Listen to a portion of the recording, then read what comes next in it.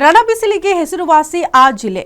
ಈ ರೀತಿ ಬಿಸಿಲು ಪ್ರಾರಂಭ ಆದರೆ ಕುಡಿಯೋ ನೀರಿಗೂ ಕೂಡ ಹಾಹಾಕಾರ ಇರುತ್ತಂತೆ. 8 ದಿನಕ್ಕೊಮ್ಮೆ ಕುಡಿಯೋ ನೀರು ಸಿಗುತ್ತೆ. ಬಟ್ ಈ ಬಾರಿ ಸತತವಾಗಿ ಮಳೆ ಆಗ್ತಾ ಇರೋದ್ರಿಂದ ಅಲ್ಲಿದ್ದಂತಹ ಒಂದು ಕೆರೆ ಸಂಪೂರ್ಣ ಭರ್ತಿಯಾಗಿ ಒಂದು ರೀತಿ ಪ್ರೇಕ್ಷಣೀಯ ಸ್ಥಳವಾಗಿ ಮಾರ್ಪಾಡಾಗಿದೆಯಂತೆ. ಹಾಗಾಗಿ ಅದರ ಮಧ್ಯೆ ನಿಂತು ಜನ ಉತ್ಸಾಹ ಸಂತಸವನ್ನ ವ್ಯಕ್ತಪಡಿಸಿದ್ದಾರೆ. ಹೇಗಿದೆ ಅಲ್ಲಿನ ಸಂಭ್ರಮ, ಆ ಕುರಿತ ರಿಪೋರ್ಟ್ ಇಲ್ಲಿದೆ ನೋಡಿ.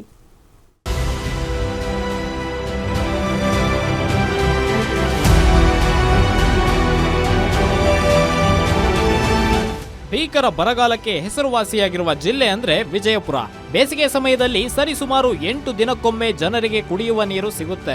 ಹೀಗಿರುವಾಗ ಜಿಲ್ಲೆಯಲ್ಲಿ ಇತ್ತೀಚೆಗೆ ಸುರಿದ ಭಾರೀ ಮಳೆಯಿಂದಾಗಿ ಕೆರೆ ತುಂಬಿ ಕೋಡಿ ಬಿದ್ದು ನೀರು ಹೊರಗೆ ಹರಿತಾ ಇದೆ.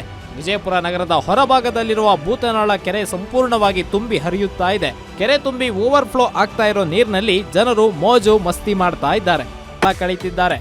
ಮಳೆ ಎಲ್ಲ ಭಾಳ ಕಮ್ಮಿ ಆಗಿತ್ತು. ಈ ವರ್ಷ ಮಳೆ ಭಾಳ ಹೆಚ್ಚಿಗೆ ಆಗಿರೋದ್ರಿಂದ ಇದು ಕೋಡಿ ಎಲ್ಲ ತುಂಬಿ ಹರಿದಿದ್ದರಿಂದ ಭಾಳ ನಮ್ಗೆ ಖುಷಿ ಆಗ್ಯದ. ಎಲ್ಲ ಜನರು ಸುತ್ತಮುತ್ತ ಹಳ್ಳಿಯರು ಆಗಲಿ ಎಲ್ಲರೂ ಬಂದು ಇಲ್ಲಿಗೆ ಆಗಮಿಸಿ ಒಂದು ಖುಷಿಯನ್ನು ವ್ಯಕ್ತಪಡಿಸ್ತಾ ಇದ್ದಾರೆ.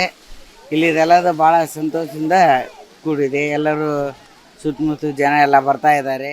ಜಿಲ್ಲೆಯಲ್ಲಿ ಸುಮಾರು 2 ವಾರಗಳಿಂದ ನಿರಂತರವಾಗಿ ಮಳೆ ಸುರಿದು ಸೂರ್ಯನ ದರ್ಶನವೇ ಆಗಿರಲಿಲ್ಲ. ಕಳೆದ 2-3 ದಿನಗಳಿಂದ ಮಳೆ ಕಡಿಮೆಯಾಗಿದೆ. ಹಾಗಾಗಿ ವಿಜಯಪುರ ನಗರದ ಜನರು ನೀರಿನಲ್ಲಿ ಮೋಜು ಮಸ್ತಿ ಮಾಡ್ತಾ ಇದ್ದಾರೆ.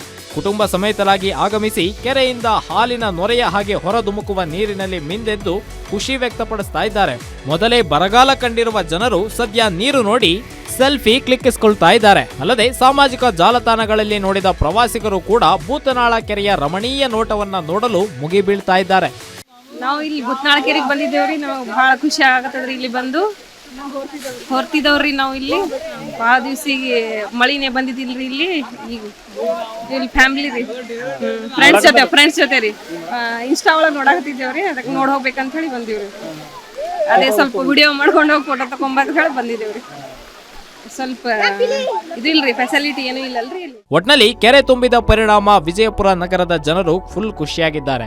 ಆದ್ರೆ ಕೆರೆಯ ಮೇಲ್ಭಾಗದಲ್ಲಿ ಯಾವುದೇ ಸುರಕ್ಷತೆ ಇಲ್ಲದ ಕಾರಣ ಸುರಕ್ಷತೆಗಾಗಿ ಪೊಲೀಸ್ ಸಿಬ್ಬಂದಿ ಅಥವಾ ಹೆಚ್ಚಿನ ಗಾರ್ಡ್ ವ್ಯವಸ್ಥೆ ಮಾಡಬೇಕೆಂದು ಪ್ರಜ್ಞಾವಂತರ ಒತ್ತಾಯವಾಗಿದೆ.